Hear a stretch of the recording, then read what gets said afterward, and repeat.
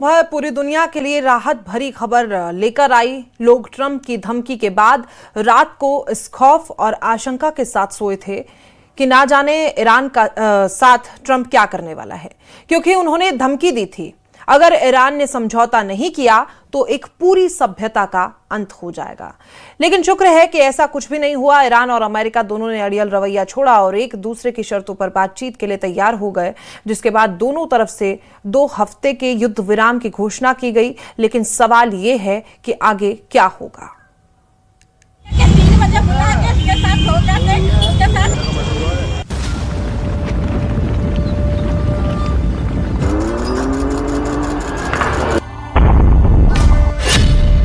पहले डेडलाइन, फिर धमकी और अब सीज फायर। पश्चिम एशिया में पिछले करीब 40 दिनों से चल रहा महायुद्ध अब सीज फायर की तरफ बढ़ चुका है। अगले 2 हफ्ते तक दोनों देशों के बीच अब ना तो गोलीबारी होगी, ना ही मिसाइलें चलेंगी और ना ही ड्रोन उड़ेंगे। ईरान को दी गई डेडलाइन के खत्म होने से 1.5 घंटे पहले अमेरिकी राष्ट्रपति ट्रंप ने 2 हफ्ते के सीज फायर का ऐलान किया, जिसमें उन्होंने बताया कि यह फैसला एक अहम शर्त के साथ जुड़ा है, जिसके मुताबिक ईरान को तुरंत हॉर्मुज स्ट्रेट खोलना होगा। अपने social media platform truth social पर पोस्ट करके ट्रंप ने सीज फायर की जानकारी दी। उन्होंने लिखा, पाकिस्तान के प्रधानमंत्री से बातचीत के बाद उन्होंने मुझसे कहा कि आज रात ईरान पर होने वाले हमले को रोक दिया जाए, इस शर्त पर कि ईरान तुरंत पूरी तरह और सुरक्षित तरीके से हॉर्मुज स्ट्रेट को खोल दे। मैं 2 हफ्तों के लिए हमले और बमबारी रोकने के लिए तैयार हूँ। ये दोनों तरफ से लागू होने वाला सीज फायर होगा।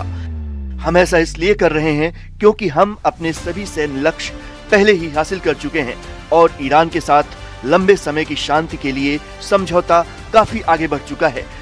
हमें ईरान की तरफ से 10 बिंदुओं का प्रस्ताव मिला है जिस पर बातचीत हो सकती है। उधर ईरान ने भी सीज फायर की पुष्टि की। ईरान के विदेश मंत्री अब्बास अरागची ने कहा, 2 हफ्तों तक दोनों देशों के बीच सीज फायर रहेगा, जिसमें हॉर्मुज से जहाजों की आवाजाही जारी रहेगी। अमेरिका ने ईरान के 10 सूत्रीय प्रस्ताव को स्वीकार कर लिया है, जिस पर बातचीत होगी। दोनों देशों के बीच हुए इस समझौते के लिए ट्रंप के सामने ईरान ने जो शर्तें रखी हैं, उनके मुताबिक ईरान पर अमेरिका कोई हमला नहीं करेगा। हॉर्मुज स्ट्रेट पर ईरान का कंट्रोल बरकरार रहेगा। ईरान को परमाणु संवर्धन जारी रखने की अनुमति होगी।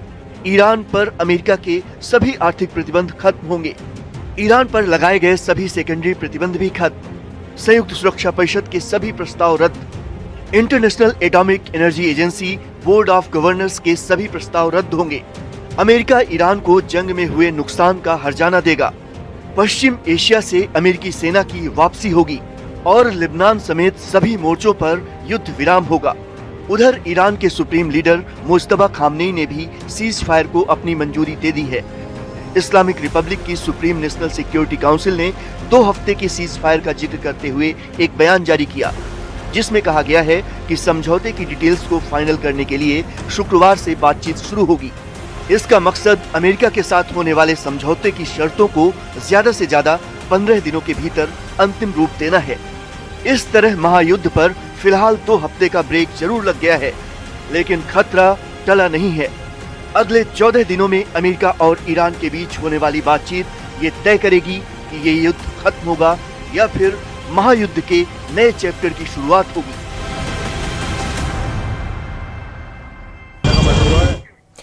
अब से 40 दिन पहले ईरान के खिलाफ इस जंग का आगाज अमेरिका और इजराइल ने किया था, लेकिन अब जबकि 2 हफ्तों के सीज फायर का ऐलान किया गया है, तो सवाल उठता है कि आखिर इन 40 दिनों की जंग का नतीजा क्या निकला, कौन किस पर कितना भारी पड़ा। इस खास रिपोर्ट में देखिए।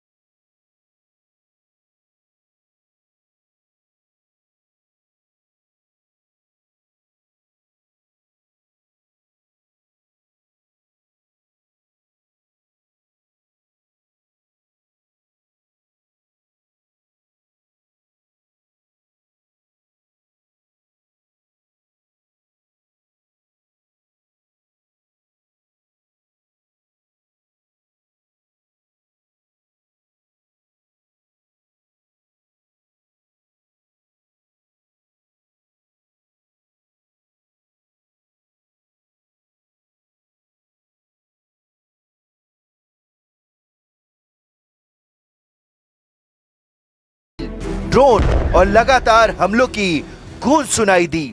अमेरिका और इजराइल ने ईरान के सैन्य ढांचों को निशाना बनाया। एयर डिफेंस, मिसाइल साइट्स और न्यूक्लियर ठिकानों पर बार बार हमले किए गए। इन 40 दिनों में हजारों हमले हुए, सैकड़ों जानें गई और अरबों डॉलर का नुकसान हुआ।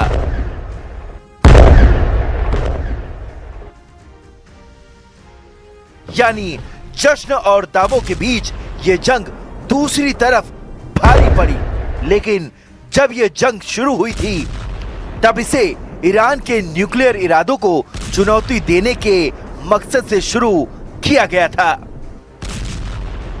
ईरान को बड़ा खतरा बताते हुए इस जंग की शुरुआत की। ईरान के सुप्रीम लीडर अयातुल्ला खामनेई समेत ईरान के बड़े बड़े नेता मार दिए गए। आईआरजीसी के टॉप कमांडर टारगेट किए गए, जिससे ईरान के कमांड स्ट्रक्चर में बड़ी दरार आई। नतांज और फोर्डो जैसी न्यूक्लियर साइट को निशाना बनाया गया। ईरान की मिसाइल साइट्स को तबाह कर दिया गया।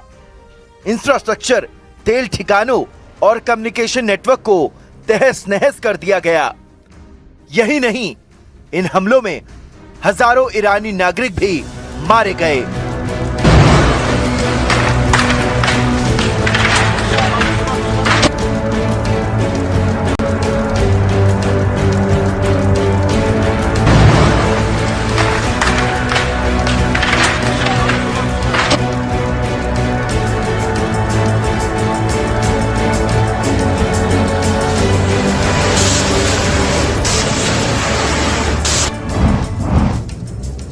इजराइल के एक वरिष्ठ अधिकारी के मुताबिक भारी सैन्य दबाव के आगे ईरान को झुकना पड़ा और बिना शर्तें मनवाए स्ट्रेट ऑफ हॉर्मुज को खोलने पर सहमति देनी पड़ी।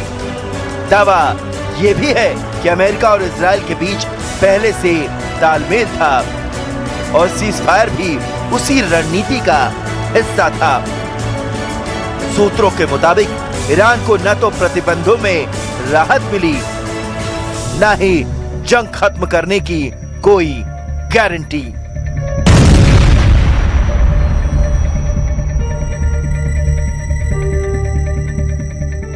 यानी मैदान में दबाव इतना ज्यादा था कि ईरान को अपने कदम पीछे खींचने पड़े।